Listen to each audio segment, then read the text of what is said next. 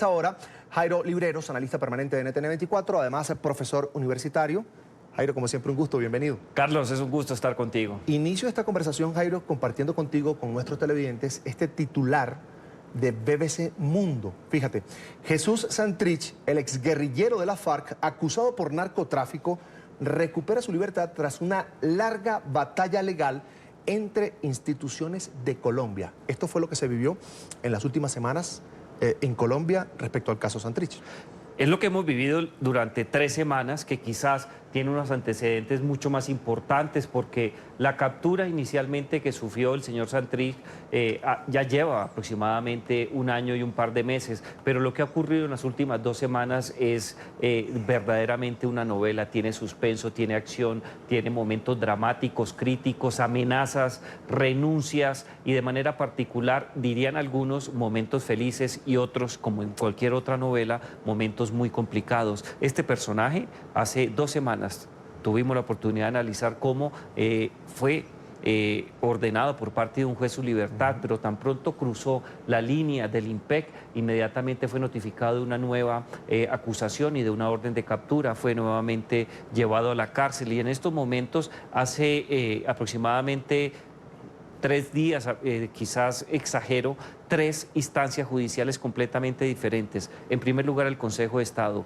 luego la Corte Suprema de Justicia dictaron unas sentencias en donde cambian por completo, por lo menos la interpretación normativa de los últimos años y se afirma que tiene fuero sin posesionarse, que tiene la posibilidad de ser congresista y todavía no se ha posesionado. Y algo más interesante, que la Corte Suprema de Justicia va a adelantar la investigación, es decir, que el juez que ordenó la última captura ya no tiene competencia. Estamos esperando qué pasa con la JEP, que tiene una competencia especial y que espera una decisión de apelación por cuenta de una garantía de no extradición.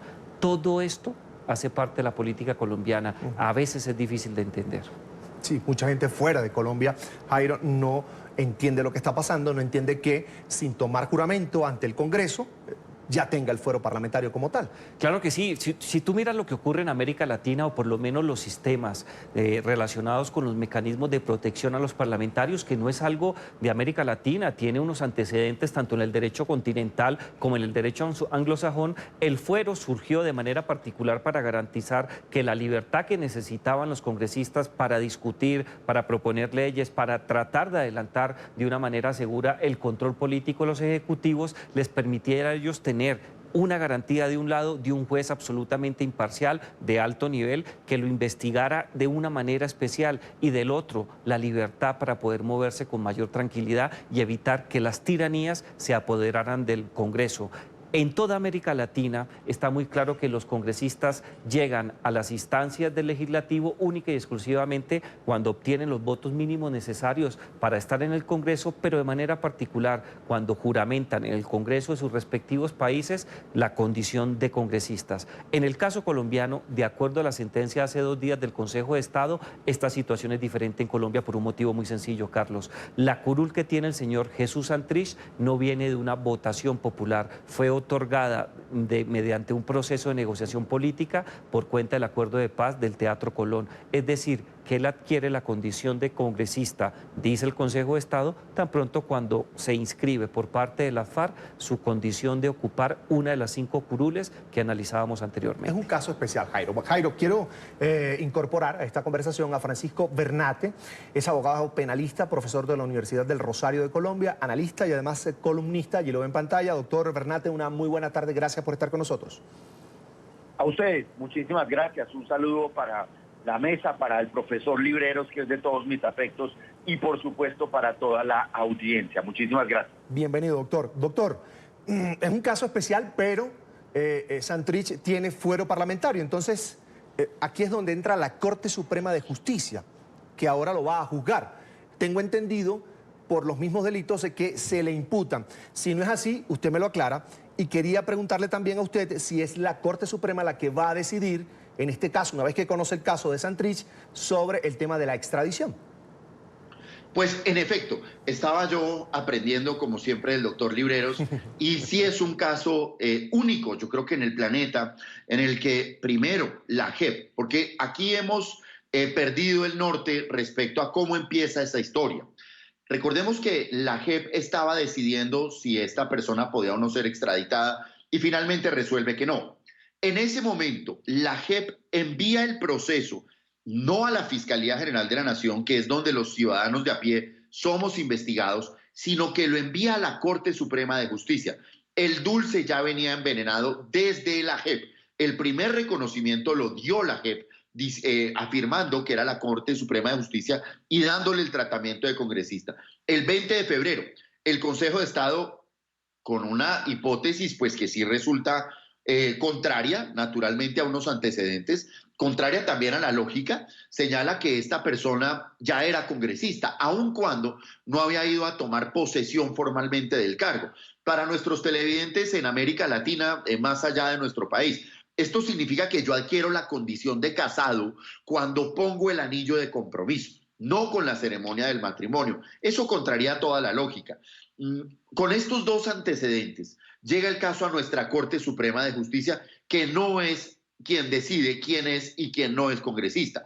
Está maniatada porque la JEP así lo señaló, porque el Consejo Electoral así lo señaló, porque el Consejo de Estado así lo señaló, y no tenía opción diferente a admitir, pues que si los organismos competentes entienden que el señor Santrich es un congresista de Colombia, pues le correspondía juzgarlo a la Corte Suprema de Justicia. Y por eso esta libertad, y ahora la Corte pues tendrá que asumir la investigación y el juzgamiento de este congresista. Solo le complementaría una cosa al profesor Libreros, y es que en el acuerdo de paz se pactaron 10 curules. Con esta situación que se presenta, en la que se dice que se es congresista a partir del otorgamiento de la credencial por el Consejo Electoral, es decir, que soy esposo cuando pongo la argolla del matrimonio, las FARC automáticamente, mire usted, de 10 curules pasaron a 12. El señor Iván Márquez también tiene la misma credencial y hoy sería congresista de Colombia, el prófugo Iván Márquez.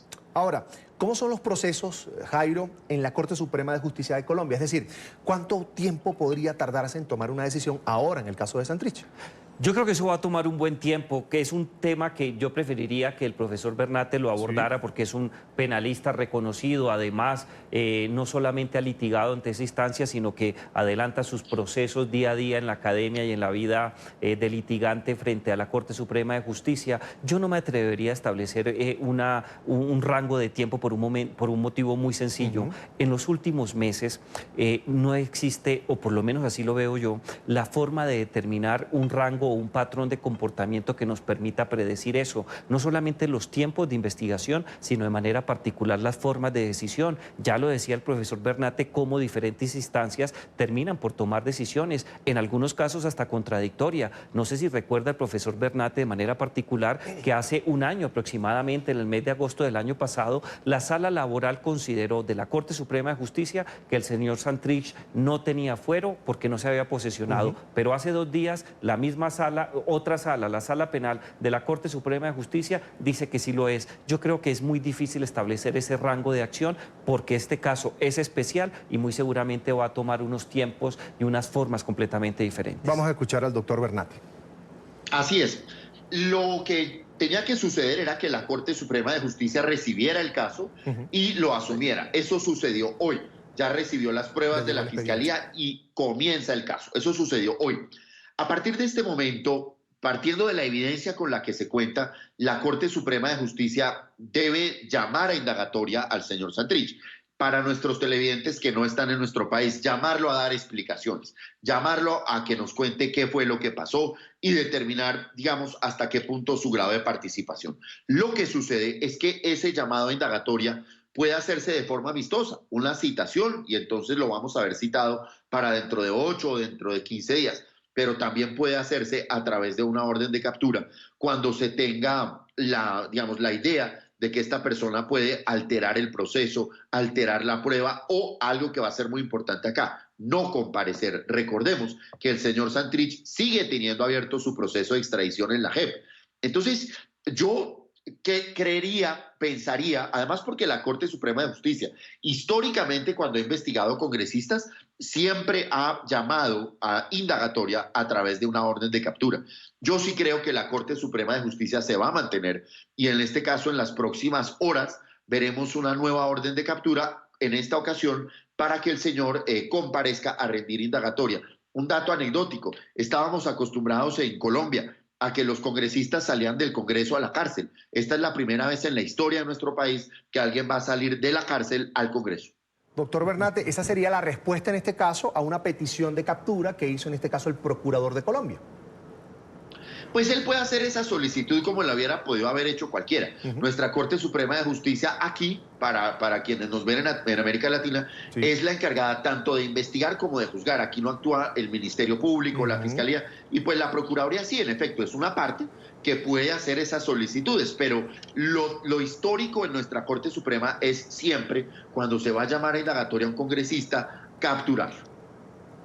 No sé si el doctor Libreros quiere aportar algo más. No, yo creo que es muy clara la presentación del profesor Bernate. Es más, ese antecedente que él señala sobre la salida de la cárcel para llegar al Congreso de la República, yo creo que es una situación que en temas eminentemente políticos sí va a causar un cierto traumatismo para algún sector político del país. El señor Jesús Santrich es una persona que ha sido criticada por estar aparentemente involucrada en actos relacionados con el narcotráfico. Quiero traer a colación lo que fue la declaración que presentó el día de ayer el presidente Iván Duque, donde lo tachó, lo calificó de mafioso. Y creo que en cierta medida hace parte de una situación crítica que se vive en América Latina desde el punto de vista del perfil de quienes ocupan, no en términos generales, no estoy generalizando, un cargo en el Congreso. Me ha sorprendido mucho, Carlos, que en el último Latinobarómetro que se publicó recientemente, o por lo menos en noviembre del año pasado, dicen que en los últimos 10 años la institución que más se ha desprestigiado es precisamente el Congreso,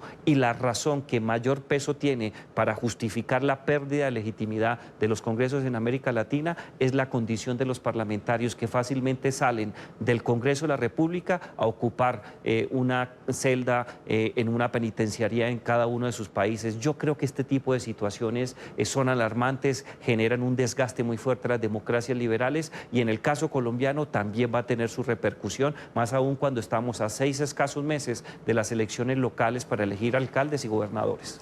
Doctor Bernate, los colombianos, y lo he visto en redes sociales, la opinión de muchísimas personas, hay mucha preocupación, por ejemplo, porque no hay garantías judiciales de que Santrich se mantenga disponible, dispuesto además a enfrentar este proceso ahora en la Corte Suprema de Justicia. Es decir, podría volarse, internarse en las montañas como hizo Iván Márquez, por ejemplo.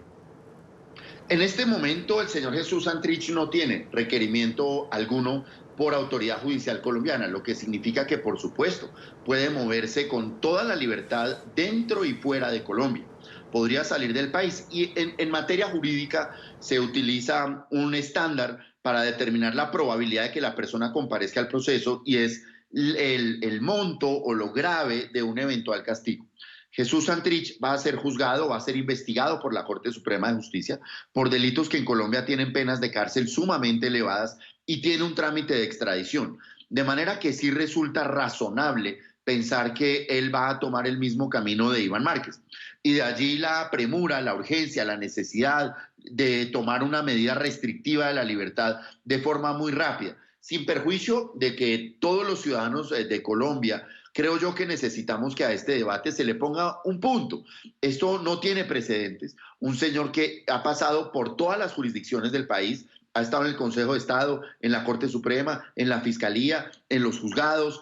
Esto no da una tranquilidad al ciudadano de a pie que está viendo cómo este debate pareciera no tener un principio o, ¿por qué no, también un fin? Entonces yo creo que aquí hay que ponerle una estabilidad a esto y que la Corte Suprema de Justicia tome las medidas, y yo creo que lo que va a hacer, como siempre lo ha hecho en tratándose de congresistas, es el de ordenar la detención, y ya, digamos, este debate se diluye, porque la verdad es que como colombianos sí no entendemos muy fácil cómo es que una sola persona trasega por la totalidad de la jurisdicción. Una consulta más antes de despedirlo, doctor, y tiene que ver si una decisión de la Corte Suprema puede ser apelada. Tengo entendido que no. Hoy en día nuestra Corte Suprema de Justicia se divide en dos salas, precisamente para garantizar esa doble instancia. Aquí hablamos de la Sala de Instrucción y Juzgamiento, que son los magistrados que lo están requiriendo, y la Corte Suprema de Justicia, en su Sala de Casación Penal, es la segunda instancia. El señor Santrich resultó beneficiario de una orden de la Corte Interamericana de Derechos Humanos, un acto legislativo en el que se reformó la Constitución en Colombia, que establece la doble instancia para este tipo de procesos. Bien, vamos a agradecer a Francisco Bernate, abogado penalista, profesor de la Universidad del Rosario de Colombia, además analista y columnista. Gracias por estar con nosotros, una feliz tarde. Y brillante abogado. Igualmente. Sí, claro que sí. Y gran amigo. Todo lo anterior. Muchas gracias. Un abrazo a todos. Gracias por invitarme. Un saludo muy afectuoso. Es notorio el cariño y el afecto que tengo por el profesor Libreros, que hay que reafirmar. Gracias y a todos los televidentes una feliz tarde. Buena tarde, gracias doctor.